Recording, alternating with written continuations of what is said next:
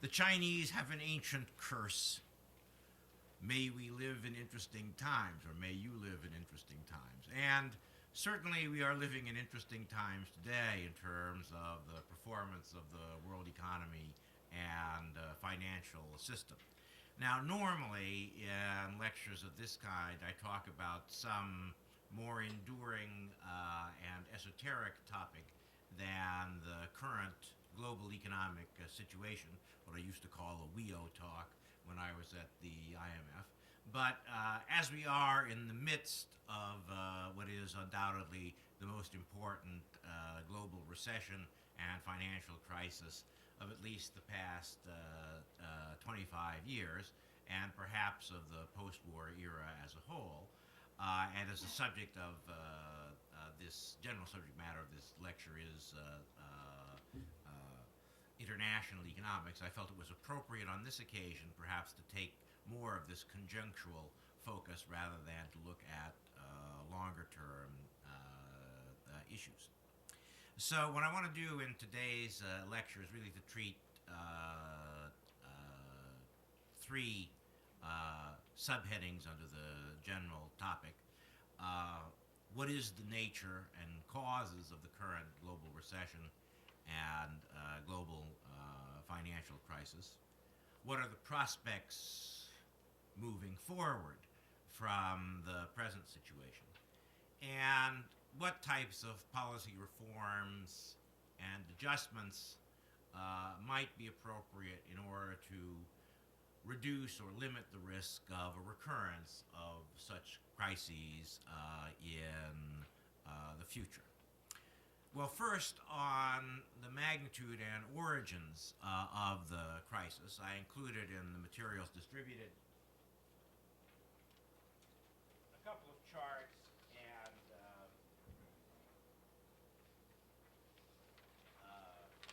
a table. Now, you probably can't read that.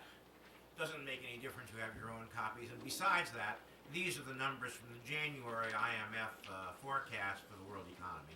And that forecast is about to be supplanted by a new and more pessimistic forecast for the world economic outlook that will be released shortly. As of January, the IMF was estimating that world GDP growth would fall to plus 1/2 of 1%, with the advanced economies contracting about 2% and the emerging market countries continuing to expand at a little over a 3% rate on a year-over-year basis, aggregating GDPs of the different countries at purchasing power parity-based exchange rates. Since January, the IMF has written down its forecasts. I don't have the exact numbers, but I know approximately what they are, by about a percentage point, which is a quite large adjustment for a period of only a few months. So they are now anticipating negative GDP growth for the world economy of about minus 1/2%, with the industrial countries' GDP in real terms shrinking 3% or a little bit more year over year, and with growth in the emerging market countries falling to around 2%.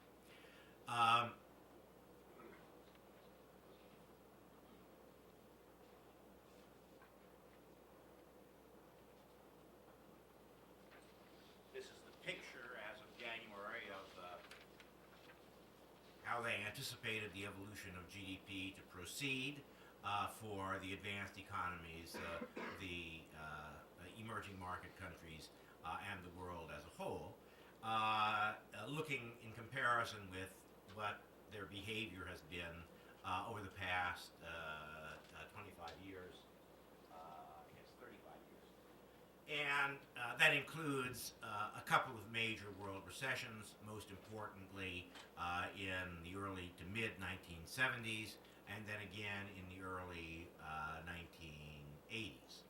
And as I say, they now would have the lines at the end going lower before we see the recovery.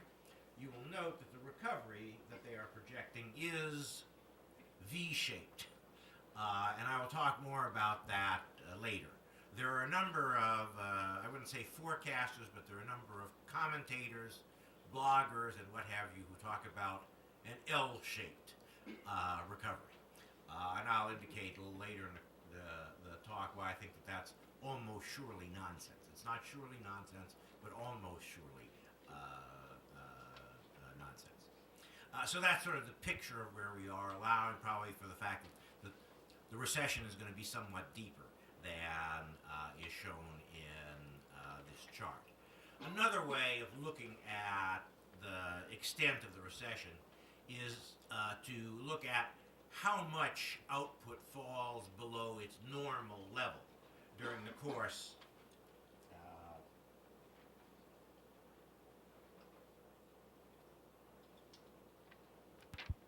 of the recession.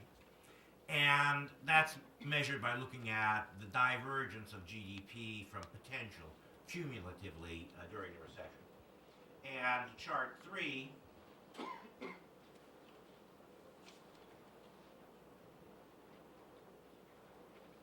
provides the IMF's estimates of that measure of the depth of previous recessions and the estimate of how they think the present recession would turn out as of their January forecast.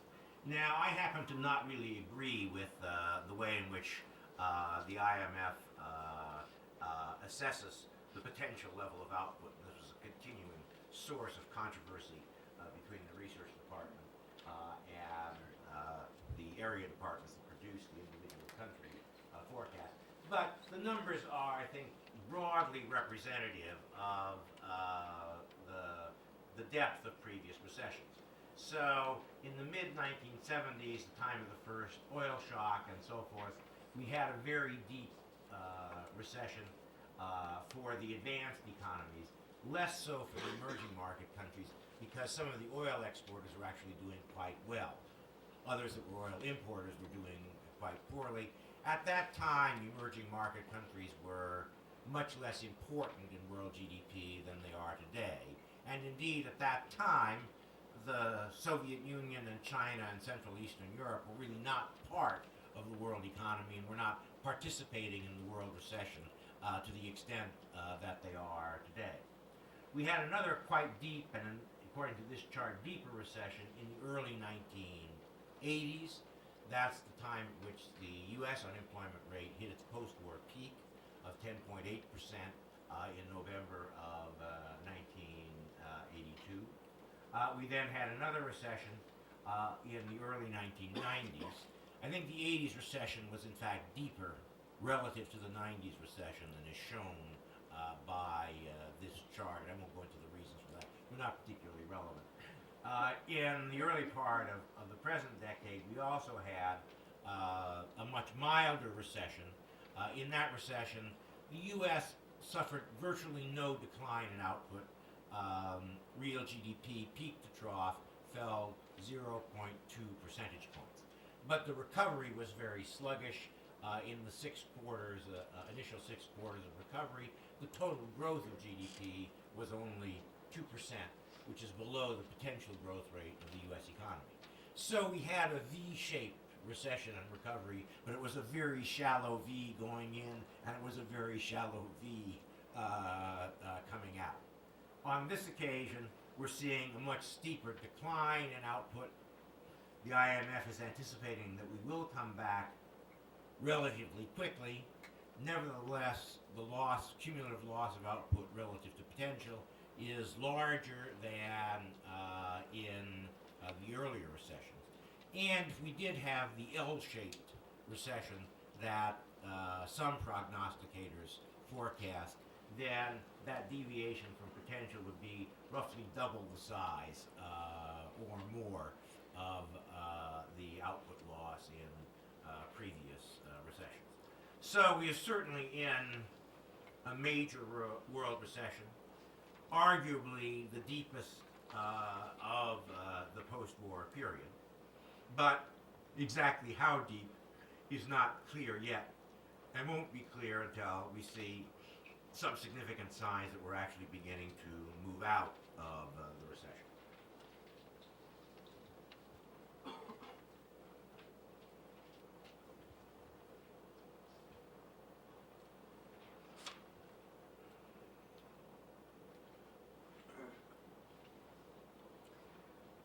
Now, what accounts for the present global recession?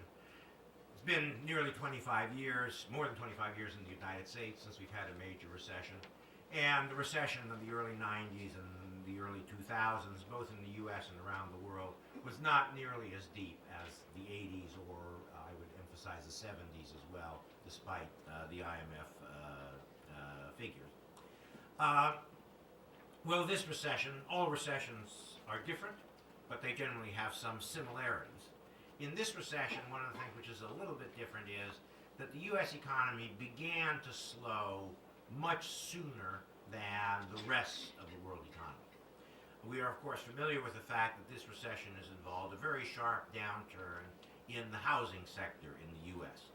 House prices have experienced substantial declines for the first time since the 1930s, and investment in residential structures, which peaked at the end of 2005, was at the end of last year 45% below that peak. Now that includes a lot of money that's spent on repair and renovation. New home building has declined about 75% from its peak. And that decline started in 2006, proceeded through 07 and 08. But while housing in the U.S. was contracting over most of this period, there was another important factor that was offsetting it as far as the U.S. economy was concerned. And that is that the net exports of the United States, the real net exports of the United States, which were in very large deficit, that deficit began to decline at the end of 2005. And indeed, in numerical terms, the $300 billion decline in real GDP in the housing sector was slightly more than offset by a $330 billion improvement in real net exports. Now, why were our real net exports improving? Well, partly the weaker dollar helped that out. Partly it was that our economy began to grow more slowly in terms of domestic demand, which means that imports were growing more slowly. At the same time, the rest of the world economy was continuing to expand quite rapidly, which meant that the growth of our exports was very strong. And so for the U.S. economy, we would have had a recession already beginning in 2007 were it not for the fact that the rest of the world sort of bailed us out and offset a major source of decline in the U.S. And that's something which is different in this global economic slowdown and downturn from what has happened in earlier ones. Now, another interesting feature of the present global recession is, in this country, people have been talking about recession. You go look at Nouriel Roubini, he was forecasting a catastrophic recession as early as 2006. And he's continued to forecast it until it seems that the forecast is right. And the U.S. economy, as I noted, particularly on the demand side, was already weakening in 2007. But the rest of the world economy continued to grow quite rapidly through basically the first quarter of last year. And indeed, this time last year, the predominant problem in the world economy was not recession. It was overheating and inflation. The overall inflation rate for the world economy, measured by aggregate CPIs, was running up at 6%, whereas in 2003 it had been down near 3%. And commodity prices were surging upward. Indeed, the oil price continued to rise through the spring and into the summer of last year, ultimately peaking out at $147 per barrel. The Chinese economy was booming. Of course, they had the Olympics, which added to the boom. In Europe, the European Central Bank was confronting inflation of over 5% and was continuing to tighten its monetary policy until the summer of last year. So while the U.S. economy was slowing down and we were concerned about recession, in much of the rest of the world the concern was inflation and overheating, and policy rather than easing was in many cases tightening.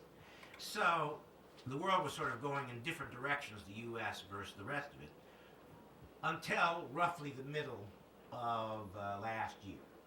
That's when other countries around the world generally began to slow down. And indeed,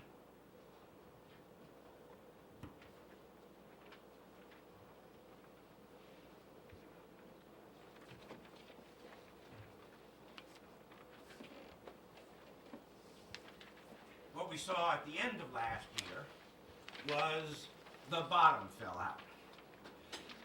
This chart shows industrial production and the volume of trade, and those things just fell off a cliff in the fourth quarter of last year at a speed and to an extent that certainly has never been seen, not only in the post-war era, but probably even in the 1930s. While the cumulative declines in these things were much larger, there was no single quarter in which things fell that much. So this really was an extraordinary event that in such a short period of time things deteriorated so rapidly across the entire globe.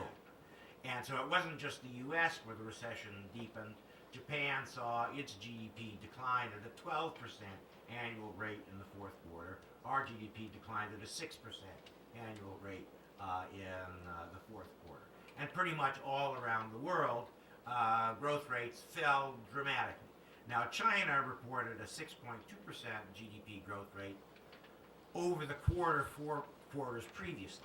If we had a quarter-to-quarter number for China, it probably would be negative or very close to zero, which is very low for the Chinese economy. So virtually everyone fell out of bed suddenly in late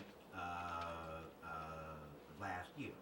So the next question is, well, why did we have suddenly, on a global basis, this massive deterioration of economic conditions? Well, undoubtedly, the turbulence in financial markets had an important contributing effect on that decline. And we saw in September of last year, after the failure of Lehman Brothers and the near failure of AIG in the United States, and government intervention in the UK to take over or inject substantial capital into two of their major banks, Royal Bank of Scotland and Lloyd's, and the collapse of Iceland's over-exuberant banks, and other financial difficulties, all concentrated in a relatively short period of time. Global credit markets froze. And there was a period of time in which the interbank market, the primary international interbank market, the London interbank market, basically business shut down. And European banks that needed to borrow dollars to maintain their dollar business couldn't get them from American banks. And the commercial paper market, in which large corporations borrow short-term in the United States, even completely creditworthy corporations could no longer sell their commercial paper. An event we've not previously seen in the United States. At least there have been a day or two when things have frozen up around the time of the failure of the Penn Central Railroad, but nothing that has gone on for weeks the way this did, beginning in around the middle of September and extending through October and into November.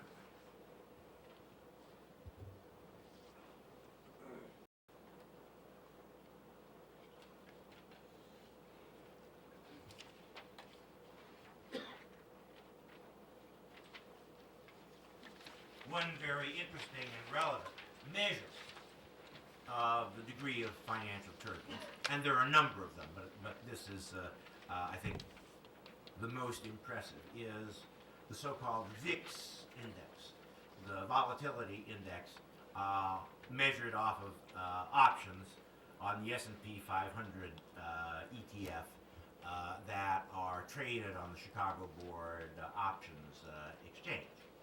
And that volatility index tends to be high when the degree of uncertainty is high, and hence options, on the money options, both puts and calls, have quite high prices for those options, because people think there's a great deal of risk. The price may be either a great deal above or a great deal below where it is now, and that makes an option to buy at the current price very valuable, because that way you avoid, if you buy the call option, the downside, and if you buy the put option, you get protection against the downside. Now, as that chart shows, during a period of relative quiescence in the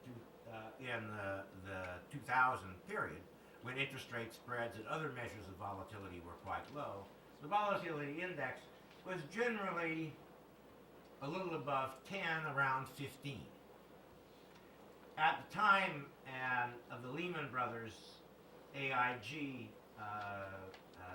crisis, and for a few weeks thereafter, well, the volatility index hit 90.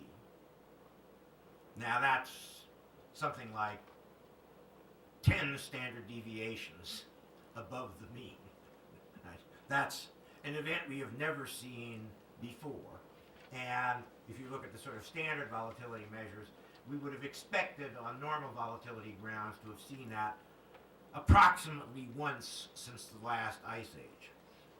So this is really an extraordinary event, and is an indication of the sudden onset of extraordinary turbulence in financial markets.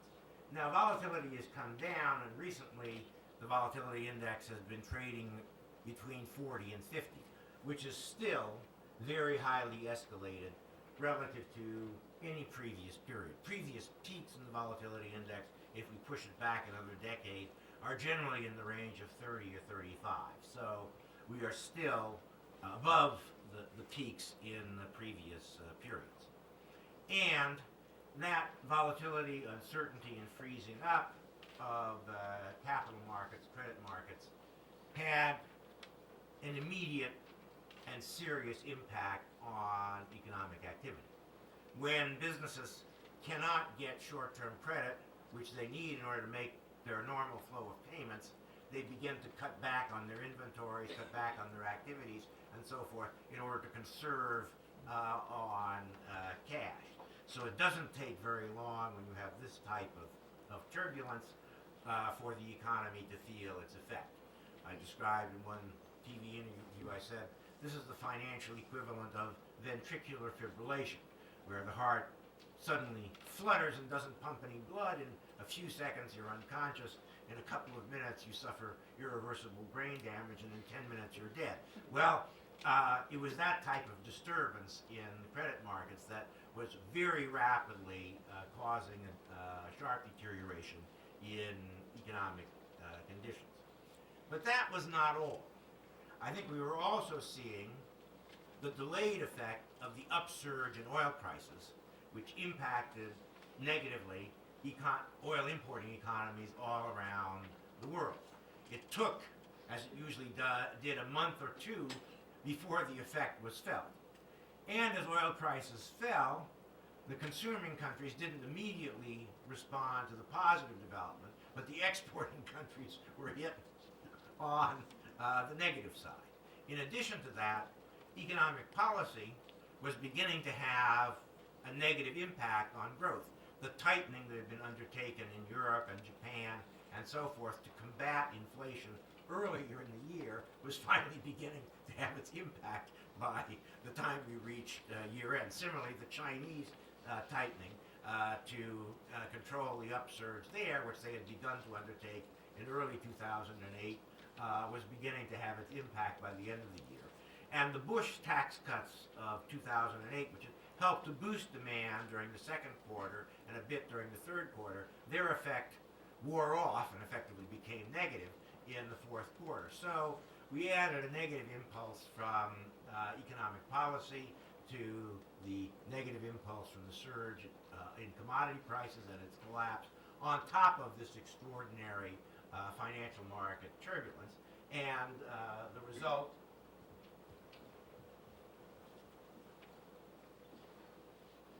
was that. So it was a complex event, and it was a worldwide series of factors, not just turbulence in the United States, but financial turbulence in many other credit markets, plus, as I say, the commodity prices and the delayed effects of policy tightening and so forth, produced this sort of unique slowdown, downturn in world economic trade and the manufactured goods production. Well, that's the downturn. What can we anticipate about economic recovery, both in the U.S. And in the rest of the world? Well, I think we should anticipate that there will be an economic recovery. The question is, what will it look like? And I tend to be of the V-shaped view. 27 years ago, when I started to forecast the U.S. economy on a more formal basis, I went to my colleague Victor Zarnowitz, who died just about 10 days ago. Victor was a great student of the business cycle and of business cycle forecasting, though he was not himself a daring forecaster.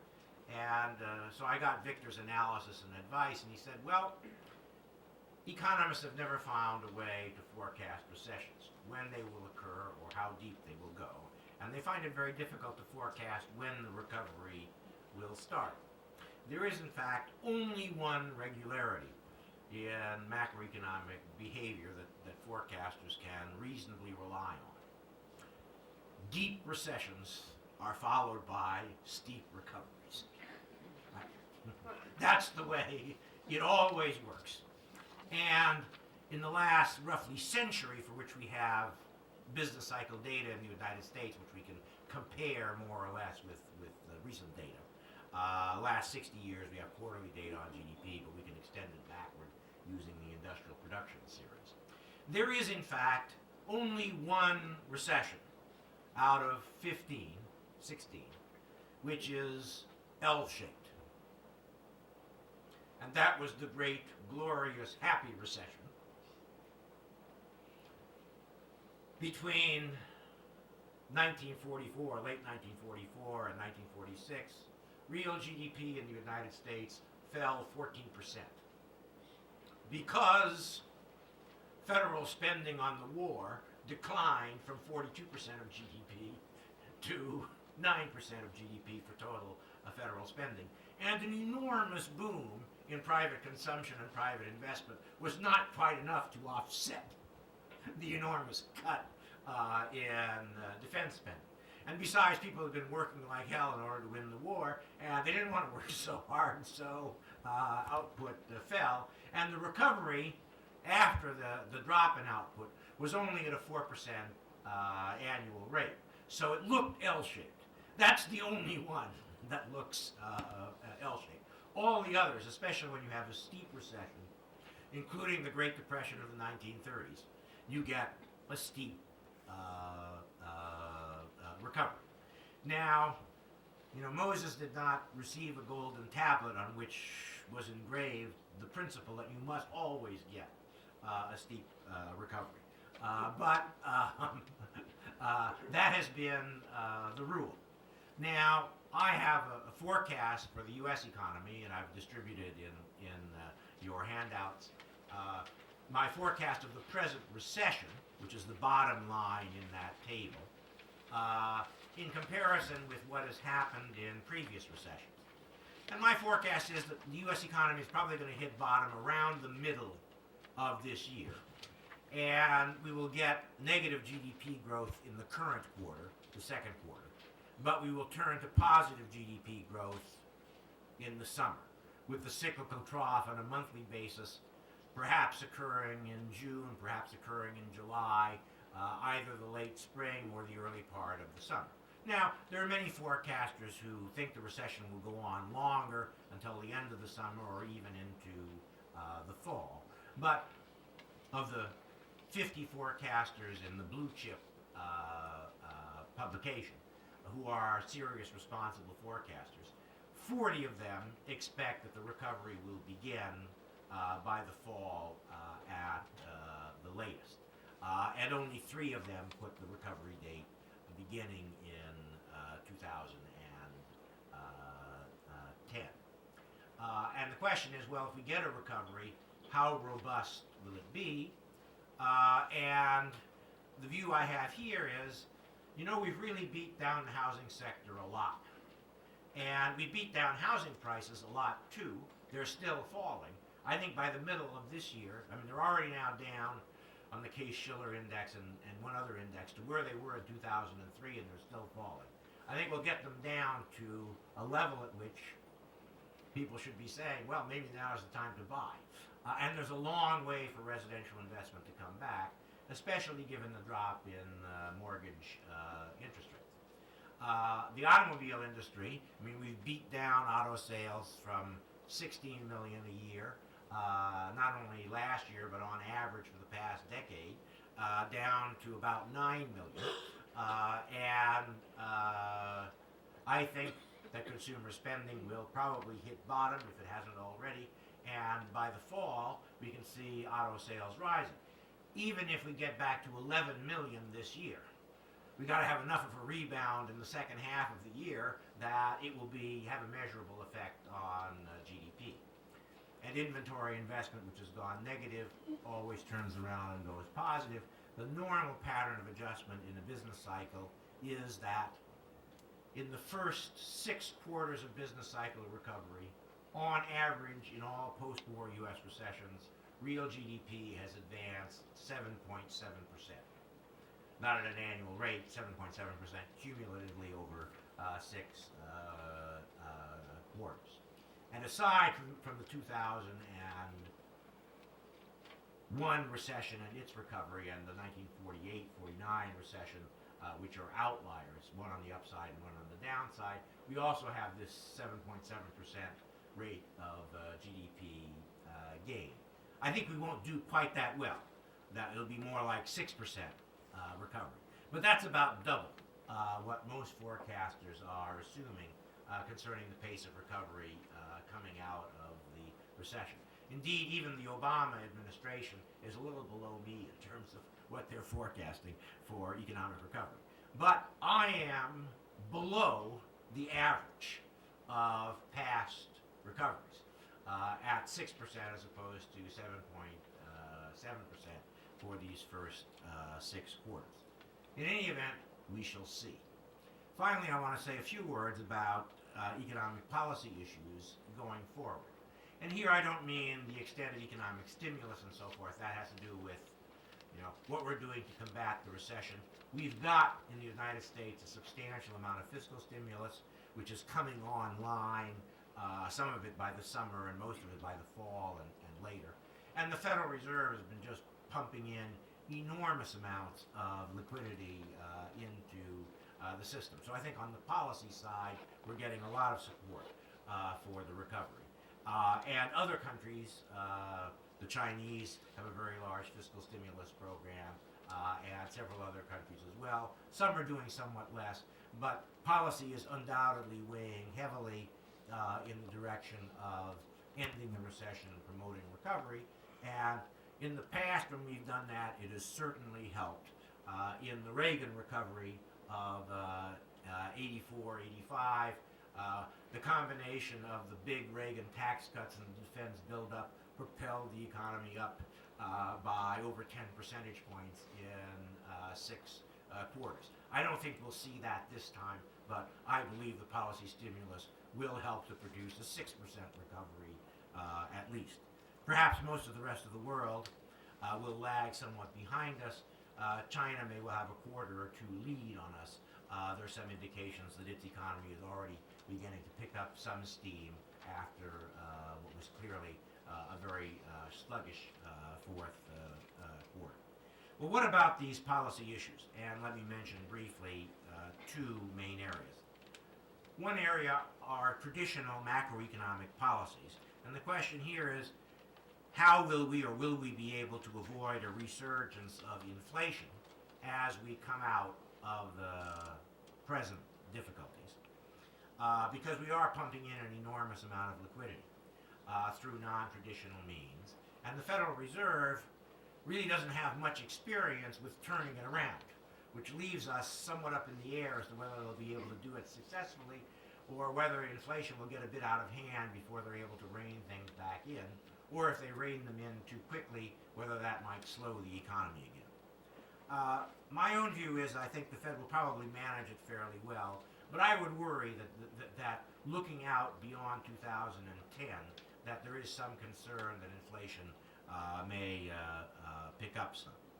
The other, I think, macroeconomic concern, which people have discussed much, is the question of are we in the process of building the basis for a new bubble as we come out of the present recession? Just as some have argued that the extremely easy stance of monetary policy in the United States and elsewhere, coming out of the 2001 recession, helped build up the credit market bubble that we are seeing unwind in present circumstances. I think no one has a good answer to that question.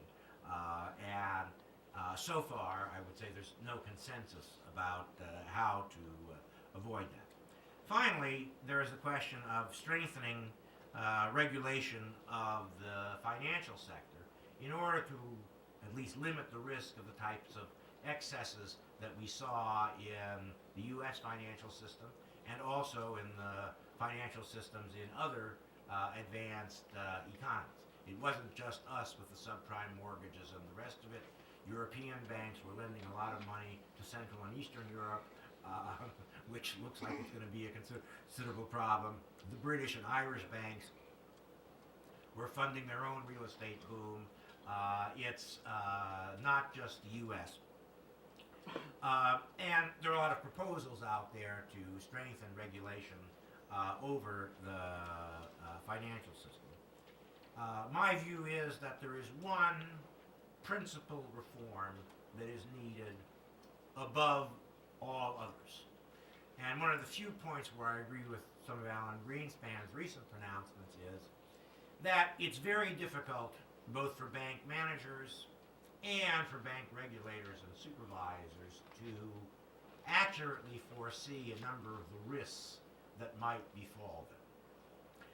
The solution to the problem, therefore, is for banks and other financial institutions to hold much more capital than has been the case in recent years. You go back to the old national banking system before the Federal Reserve, banks were holding equity capital 25% of their total assets. I think we need to get those capital ratios at least double to triple what they have been. And that's a reasonable proposal for two key reasons. One, if we applied mark-to-market accounting comprehensively to the balance sheets of depository institutions over the last 40 years, we would have found that major banks in this country were insolvent in the mid-1970s, insolvent in the early 1980s, and at least a number of them insolvent in the early 1990s. That fact was disguised because we didn't mark bank assets to market. We carried them at book. But if we had marked them to market, we would have found that they actually had negative capital in these episodes. Negative capital is not a good thing. In order to avoid, if it was a once-in-a-century outcome, I wouldn't worry about it, which is sort of what Alan Greenspan's view is. But it seems to me it's more like once a decade, and that's too much. So I think banks and other similar type institutions need to have enough capital so that in a recession it doesn't go negative if you actually value their assets at some reasonable estimate of what they could sell for in stressful market conditions. Not only that this is not an issue like how high do you need to build a levee around New Orleans. Because you build a levee high enough that keeps out the storm, and then the storm goes away and the levee is still there. Problem with bank capital is much more like the problem of protecting against nuclear war. It's your second strike capability that really matters. Right? The banks have to have enough capital so that when large amounts of capital get wiped out during a period of recession and financial stress, they have enough left over to continue to operate reasonably normally, even in circumstances where the economy and financial system remain under considerable stress. So you need to basically figure out how much capital they need potentially to absorb the losses, and then multiply that by 2.